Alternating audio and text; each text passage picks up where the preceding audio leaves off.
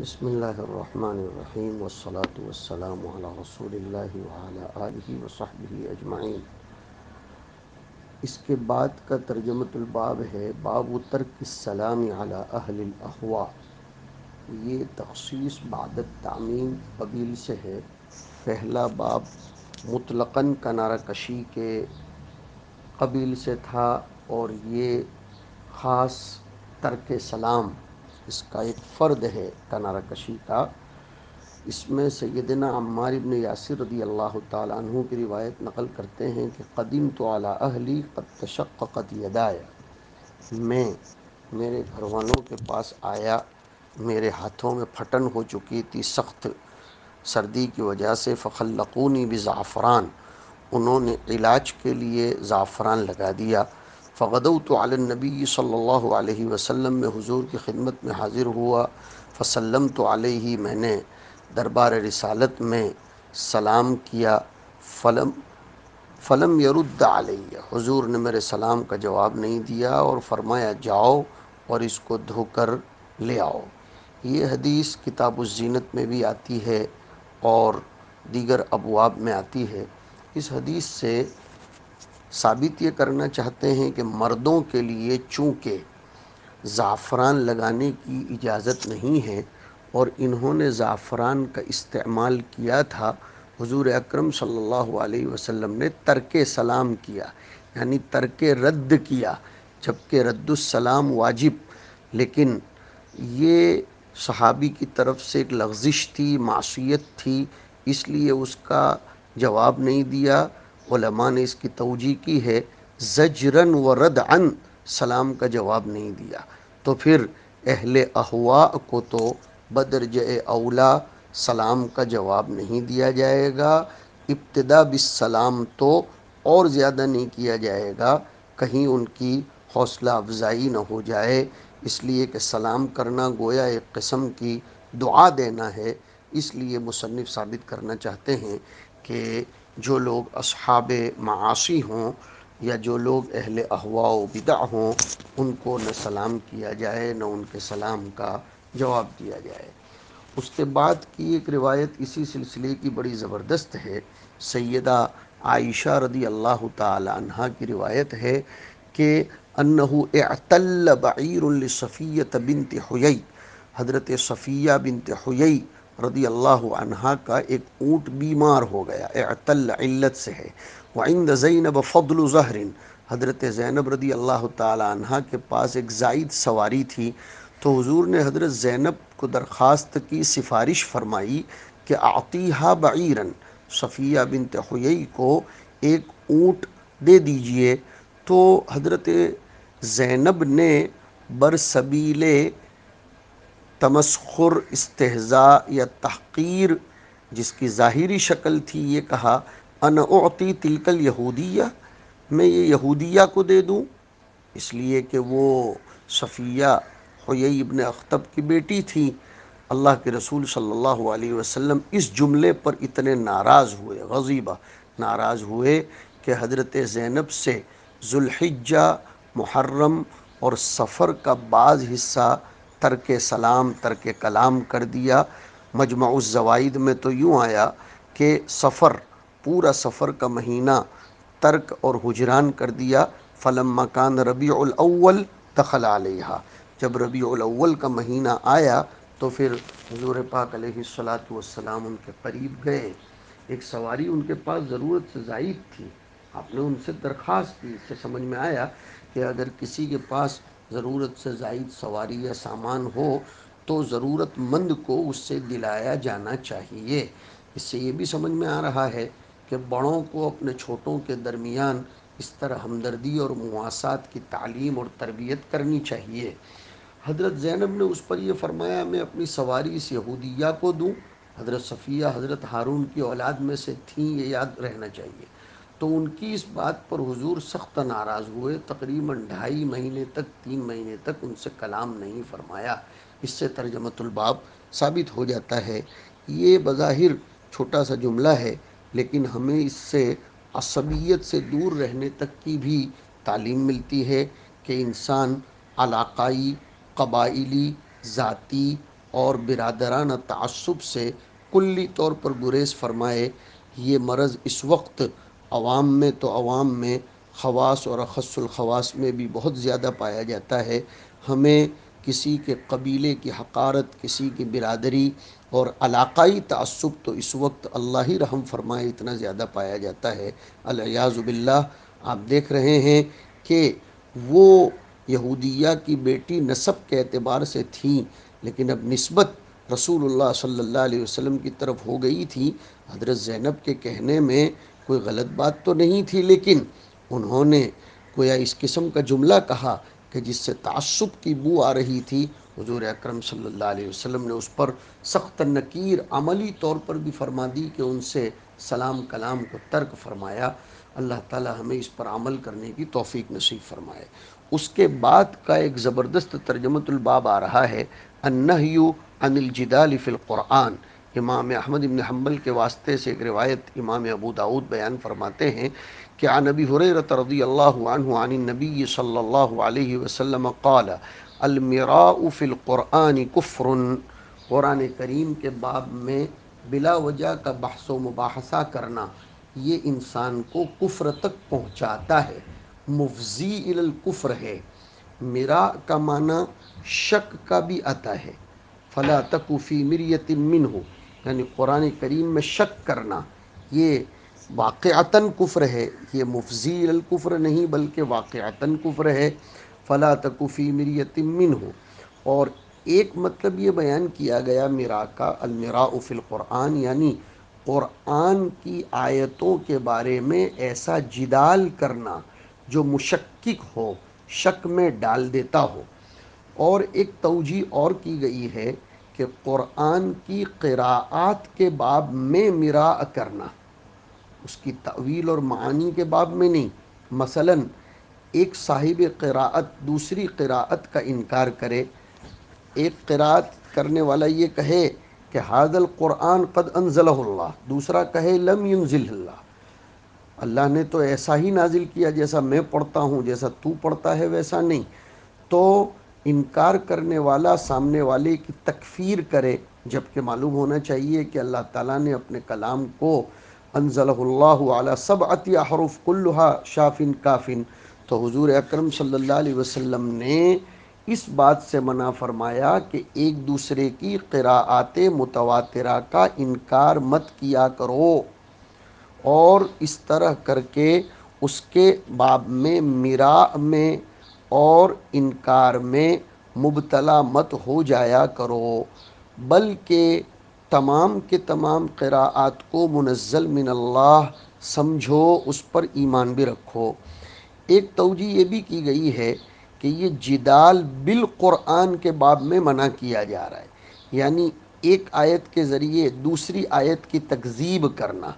مثال کے طور پر تقدیر کے باب کی جو آیتیں آئی ہیں ان کا تعارض کرنا تدبیر کی آیتوں کے ذریعے، اس طریقے سے اس میں خوض کرنا اور اس میں خاموخواہ کے لیے مبتلا ہونا، ایک آیت کا دوسری آیت سے ٹکراؤ پیدا کر کے شک میں مبتلا کرنا، یہ مت کیا کرو، یہ مفضی الی الکفر بن جائے گا کہ کہیں کوئی کم علم رکھنے والا اور بلا وجہ غور و خوض کرنے والا یہ دو متعارض آیتوں میں سے کسی ایک کا انکار کر بیٹھے گا، اور یہ انکار دھیرے دھیرے اس کے لیے مفضی الی الکفر ہوگا۔ تو ایک مطلب یہ ہے، قراءت میں اختلاف مشہور ہے، صحابہ کے درمیان بھی ہو چکا، جیسے حضرت عمر اور حکیم ابن ہشام ابن حکیم کے درمیان مشہور ہے، تو ان دونوں صورتوں میں تو کفر سے مراد افضاء الی الکفر ہوگا کہ یہ اختلاف کہیں ایک دوسرے کی تکفیر تک نہ پہنچا دے۔ لیکن بعض لوگ اس المراء فی القرآن کفر کا ایک غلط مطلب لیتے ہیں کہ اختلاف فی الاحکام بھی مت کیا کرو،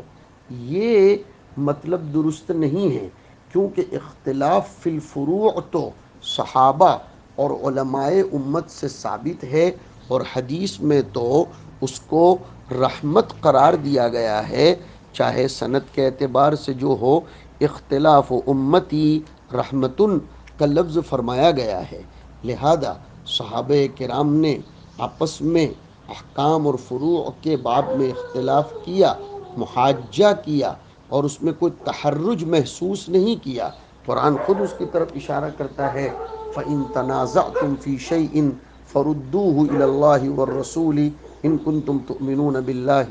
وَالْيَوْمِ الْآخِرِ۔ لہذا اس سلسلے میں اس حدیث کو غلط معنی پر محمول نہیں کرنا چاہیے، اور ایسے ہی مواقع پر اساتذہ کرام اور علماء اہل حق سے نصوص شرعیہ کو سمجھنے کی ضرورت پڑتی ہے۔ صرف لغت کی مدد سے آیات اور احادیث کو سمجھا نہیں جا سکتا، ورنہ غلط مطلب بھی مراد لیا جائے گا اور اس سے مراد رسول کے خلاف لازم آئے گا۔ اللہ ہماری حفاظت فرمائے۔ آگے ایک ترجمۃ الباب ہے، باب فی لزوم السنہ، یعنی سنت کو لازم پکڑنا اور سنت کے باب میں اپنے آپ کو ایسا پابند کرنا کہ نبی کریم صلی اللہ علیہ وسلم کی حدیثوں پر عمل کرنا یہ لازم ہے۔ آپ صلی اللہ علیہ وسلم نے اس حدیث میں ارشاد فرمایا کہ جس طرح مجھ کو قرآن عطا کیا گیا، اسی طرح اس کے ساتھ اس کے مانند بھی عطا ہوا ہے۔ اس سے مراد حدیث ہے، وَمِثْلَهُ مَعَهُ جو آیا حضرت مقدام ابن معدی کرب کی روایت ہے کہ انی اوتیتو الکتاب ومثلہ معہ، یہ مثلہ معہ سے مراد سنت ہے، حدیث ہے۔ یہ ترجمۃ الباب اس سے ثابت ہو رہا ہے، اور یہ قرآن کریم وحی ظاہر اور وحی مطلوع ہے، حدیث وحی باطن اور وحی غیر مطلوع، اور مثلیت اور مماثلت واجب العمل ہونے میں ہے کہ واجب العمل ہونے میں دونوں برابر ہیں۔ وما ينطق عن الهوى ان هو الا وحی یوحی، یہ مماثلت اس اعتبار سے بتائی گئی ہے، حضور اکرم صلی اللہ علیہ وسلم سے جب کسی حدیث کو سنا جائے گا تو پھر وہ قطعی ہوگی، جیسے کہ قرآن کریم پر عمل کرنا قطعی ہے۔ بعد میں اس میں ظنیت پیدا ہوئی باعتبار ناقلین اور باعتبار روات کے، ورنہ اگر اس میں بھی تواتر پایا جائے تو پھر اس پر عمل کرنا اسی طرح ضروری ہے جس طرح کہ قرآن کریم پر عمل کرنا ضروری ہے۔ تبھی تو سیدنا ابوبکر صدیق رضی اللہ تعالی عنہ نے یوصیکم اللہ فی اولادکم کے باب میں خود سنی ہوئی روایت کو اسی پاور کا مانا تھا جس پاور کا یوصیکم اللہ فی اولادکم کو مانا تھا، جبکہ ان کے حق میں تو وہ خبر واحد کا درجہ رکھتی تھی، لیکن خبر واحد میں ظنیت کا پیدا ہونا یہ بعد میں روات کے توسط کے اعتبار سے ہوا ہے۔ صحابہ کے لیے تو خبر واحد خبر متواتر ہی کا درجہ رکھتی تھی، اس لیے کہ وہ براہ راست جناب نبی کریم صلی اللہ علیہ وسلم سے اس کو سنتے تھے۔ تو اس چیز کو بھی بہت اچھی طرح سمجھنا چاہیے، اور جو منکرین حدیث ہیں ان کے خلاف اس روایت کو بطور دلیل کے قائم کیا جائے گا۔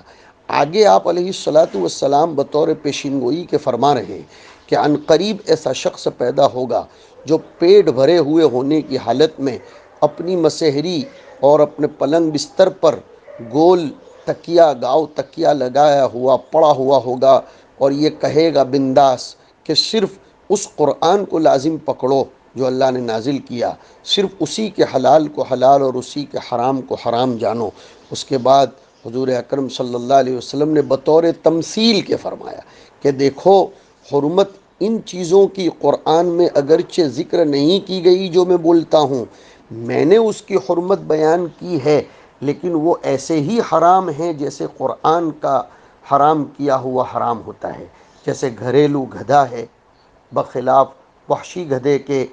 یہ وہ حلال ہے۔ اسی طریقے سے آرام طلب فارغ البال متکبرانہ ہیئت میں اپنے تخت پر بیٹھ کر ایسا آدمی اس کا انکار کر دے گا۔ مشکوٰۃ شریف میں اس مضمون کی روایات آپ نے باب الاعتصام بالکتاب و سنت میں پڑھی ہیں، جس میں حضور اکرم صلی اللہ علیہ وسلم اس کو ارشاد فرماتے ہیں۔ تو اللہ کے رسول صلی اللہ علیہ وسلم فرماتے ہیں تمہارے لیے پالتو گدھا حلال نہیں ہے، اسی طریقے سے وہ درندہ جس کے انیاب ہو سخت دانت ہو، اسی طریقے سے معاہد کا لقمہ یہ بھی تمہارے لیے حلال نہیں ہے۔ معاہد کو یہاں پر خاص کیا گیا ہے اس لیے کہ اس کے لقطے میں بعض لوگوں کو حلت کا شائبہ اور مظنہ ہو سکتا ہے۔ وجہ یہ ہے کہ معاہد کافر ہوتا ہے تو کہیں کوئی یہ نہ سمجھے کہ معاہد کا حکم بھی کافر ہی کا ہے، لقطے کی حلت کے باب میں نہیں، میں اس کو حرام قرار دیتا ہوں اس لیے کہ اس کے ساتھ ہم نے معاہدہ کر لیا ہے۔ الا یہ کہ وہ معاہد اس سے مستغنی ہو جائے، اس کو چھوڑ دے، اب اس کو اس کی ضرورت نہ رہے، اس کی خساست کی بنیاد پر یا اس کی نظروں میں اس کا مقام اور اس کی قیمت گر جانے کی بنا پر۔ اور اسی طریقے سے حضور اکرم صلی اللہ علیہ وسلم نے اپنی طرف سے یہ بات آگے ارشاد فرمائی جس کے اوپر عمل کرنے کو واجب بتلایا کہ جو شخص کسی کے یہاں مہمان بن کر جائے تو ضروری ہے کہ وہ ان کا اکرام کریں، وہ ان کی مہمان نوازی کریں۔ اگر وہ مہمان نوازی نہیں کرتے ہیں تو اس کے لیے ان کا معاقبہ کرنا اور ان سے ان کے عقب میں اپنا حصہ لینا یہ اس کے لیے حلال ہے۔ یہ میں اپنی حدیث شریف کے ذریعے اس کو بیان کرتا ہوں۔ اس سے سمجھ میں آیا کہ حضور پاک صلی اللہ علیہ وسلم نے جن باتوں کو ارشاد فرمایا اس پر بھی عمل کرنا اتنا ہی ضروری ہے جیسے کہ قرآن کریم کی آیتوں پر عمل کرنا ضروری ہے۔ اس کے بعد کی روایت میں یزید ابن عمیرہ جو حضرت معاذ کے شاگردوں میں سے وہ فرماتے ہیں کہ ہمارے شیخ حضرت معاذ ابن جبل جب بھی کوئی وعظ و نصیحت کی مجلس قائم کرتے تو یہ بات تصحیح عقائد کے لیے ضرور بیان فرماتے کہ اللہ تعالیٰ ہی حاکم ہیں، حاکم ہونے کے ساتھ وہ عادل بھی ہیں، جس کو اس میں شک ہو وہ ہلاک اور برباد ہوگا۔ وہی یزید بن عمیرہ کہتے ہیں کہ ایک روز حضرت معاذ نے اپنی مجلس علم میں یہ باتیں ارشاد فرمائیں کہ تم لوگوں کے پیچھے آنے والے دنوں میں فتنے مسلسل اٹھتے رہیں گے جس میں مال و دولت کی بہتات اور فراوانی ہوگی، اور اب آ رہا ہے اصل مطلب کہ ان دنوں میں قرآن کھولا جائے گا، اس کے پڑھنے پڑھانے کا سلسلہ خوب عام ہوگا، یہاں تک کہ مومن اور منافق، مرد و عورت، بچے اور بوڑھے، غلام آزاد سب اس کو سیکھیں گے۔ اب ان سیکھنے والوں میں بعض جاہل اور گمراہ ایسے بھی ہوں گے جو لوگوں کے سردار بننا چاہیں گے، تو اس قسم کے لوگ کہیں گے کہ عوام کو کیا ہو گیا، میرا اتباع نہیں کرتے، حالانکہ میں قاری قرآن ہوں۔ پھر وہ اپنے دل میں سوچے گا کہ یہ لوگ میرا اتباع کرنے والے نہیں ہیں، یعنی قرآن کے باب میں، کیونکہ قرآن تو وہ لوگ بھی خوب جانتے ہیں، پڑھے ہوئے ہیں، یہ میرا اتباع تب ہی کریں گے جب میں ان کے لیے کوئی نئی چیز ایجاد کر لوں، کیونکہ نئی چیز کی طرف نفسیاتی طور پر لوگ مائل ہو جاتے ہیں، یعنی وہ اپنے دل میں یہ سوچے گا کہ قرآن جاننے سیکھنے میں تو میں اور یہ سب برابر ہیں، اس میں تو مساوی ہیں، اور اس کو مطلوب ہے اپنی سرداری، وہ بڑا بننا چاہتا ہے، لہذا وہ کوئی نیا راستہ نکالے گا کہ ان لوگوں کو اپنا تابع اور گرویدہ بنا دیا جائے تاکہ سرداری حاصل ہو، تو وہ اپنے اس نظریے کے تحت اپنی دکان چلانے کے لیے، شہرت حاصل کرنے کے لیے دین میں کوئی بدعت اور نیا طریقہ رائج کرے گا۔ اس کے بارے میں حضرت معاذ آگے فرماتے ہیں کہ میں تم کو ایسے شخص کی بدعت سے اور ایجاد سے، اختراع سے ڈراتا ہوں، اس کے تابع مت ہونا، اس لیے کہ جو بدعت وہ نکالے گا وہ سراسر گمراہی ہی گمراہی ہے۔ اور آگے فرماتے ہیں، خوب سنیے عزیز طلبہ، کہ میں تم کو عالم کی لغزش سے ڈراتا ہوں، اس لیے کہ شیطان کبھی کبھی گمراہی کا کلمہ اور اپنی بات عالم اور حکمت والے کی زبان سے کہلوا دیتا ہے، اور اس کے بالمقابل کبھی منافق اپنی زبان سے کلمت الحق کہہ دیتا ہے، اس کی زبان سے کبھی کبھی کلمت الحق بھی نکل جاتا ہے۔ اس پر شاگرد نے حضرت معاذ سے دریافت کیا کہ آپ نے ابھی جو یہ بات ارشاد فرمائی کہ عالم کبھی گمراہی کا بول بول دیتا ہے اور منافق کبھی حق کا کلمہ کہہ ڈالتا ہے، ہم کیسے پہچانیں گے؟ یعنی یہ بات عالم کی گمراہی کی بات ہے اور منافق کی یہ بات حق بات ہے، ہمیں کیسے پتہ چلے گا؟ تو انہوں نے جواب دیا، ہاں تمہارا سوال تو صحیح ہے، میں اس کی علامت بتلا دیتا ہوں، سنیے گا کہ عالم کا کون سا کلام گمراہی کا ہے۔ وہ یہ کہ اگر عالم کی زبان سے ایسی بات نکلے جو لوگوں کے درمیان مشہور ہو جائے اور لوگ یہ کہنے لگے کہ بھائی یہ کیا بات کہہ دی اس عالم نے، لوگوں میں اس کے بارے میں چرچا اور چیمی گوئیاں ہونے لگے۔ اس کی مثال دیا کرتے ہیں ہمارے علماء کرام کہ جیسے کچھ لوگوں نے حکومت میں نسبندی پر زور دیا تھا جو شرعاً ناجائز ہے، علماء کے مابین بھی یہ مسئلہ اٹھا، بعض اس کے منکر اور خلاف تھے، لیکن بعض علماء حقہ کے کلام میں لچک آ گئی، اس کے بارے میں کافی شور اس وقت سننے میں آیا، جیسے ابھی بابری مسجد کے بارے میں بھی کچھ لوگوں نے اس طریقے کی باتیں کہہ دیں، لیکن دوسری طرف کے علماء کرام اس کے بارے میں سخت تردید کرنے لگے اور لوگوں میں اس کا چرچا ہونے لگا، تو اس سے سمجھ میں آیا کہ عالم کی زبان پر کوئی ایسی بات پھسلنے والی کہہ دی گئی کہ جس کے باب میں لوگوں میں تبصرے ہونے لگے، سمجھ میں آیا کہ وہ کلمۃ الضلالت اس کی زبان سے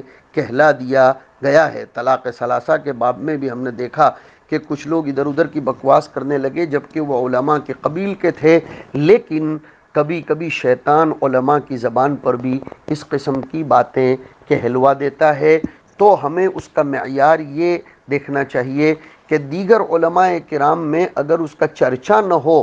تو سمجھ لو کہ اس نے صحیح بات کہی، ورنہ اگر لوگ اس کے بارے میں انکار کرنے لگیں، چرچا کرنے لگیں، اگر وہ اہل علم ہیں تو سمجھ لینا چاہیے کہ وہ بات اس نے غلط کہہ دی ہے، اس سے ہمیں باز رہنا چاہیے۔ لیکن آگے وہ ایک نصیحت فرما رہے ہیں کہ تم اس عالم سے ہٹ مت جانا، اس سے اگر کوئی لغزش سرزد ہو جائے، کوئی غلط بات اس کی زبان سے نکل جائے تو اس لغزش میں تم اس کا اتباع مت کرنا، لیکن بالکلیہ اس سے اعراض بھی مت کرنا، رخ مت موڑنا، دوسرے امور حقہ میں اس کی بات ماننا، اس لیے کہ وہ عالم ہے، ہو سکتا ہے کہ وہ عالم اپنی لغزش سے رجوع کر دے۔ اور آگے فرمایا کہ وَتَلَقَّ الْحَقَّ إِذَا سَمِعْتَهُ فَإِنَّ عَلَى الْحَقِّ نُورًا، یہ اس کا جواب ہے کہ منافق کے کلمہ حق کہنے کو ہم کیسے پہچانیں؟ جواب دیا کہ جو بات حق ہوتی ہے اس میں نورانیت ہوتی ہے جس کا پتہ خود چل جاتا ہے بشرطے کہ پتہ لگانے والا صاحب نور ہو۔ حضرت شیخ رحمۃ اللہ علیہ نے الاعتدال فی مراتب الرجال میں حضرت معاذ کی اس تقریر کے بعض جملے نقل فرما کر اشارہ کیا ہے کہ ہر حق بات کہنے والے کے پیچھے نہ پڑا جائے، اس کی بات میں نورانیت بھی دیکھی جائے، اسی لیے تو وہ اثر مشہور ہے کہ ان ھذا العلم دین فانظروا عمن تأخذون دینکم، کہ تم دیکھ لیا کرو کہ تم اپنا علم کس سے حاصل کر رہے ہو، اس لیے اس بات کو بھی ہمیں لینا چاہیے۔ اور اس سے خاص بات یہ ثابت ہوتی ہے کہ حضور پاک صلی اللہ علیہ وسلم کی باتیں واجب العمل ہیں، اس کے ضمن میں حضرت معاذ کی جو نصیحت ہے وہ بھی قابل اتباع ہے۔ ہمیں اس وقت بھی یہ دیکھنا چاہیے کہ کسی بڑے عالم نے اگر کوئی بات خلاف سنت اور خلاف نص کہہ دی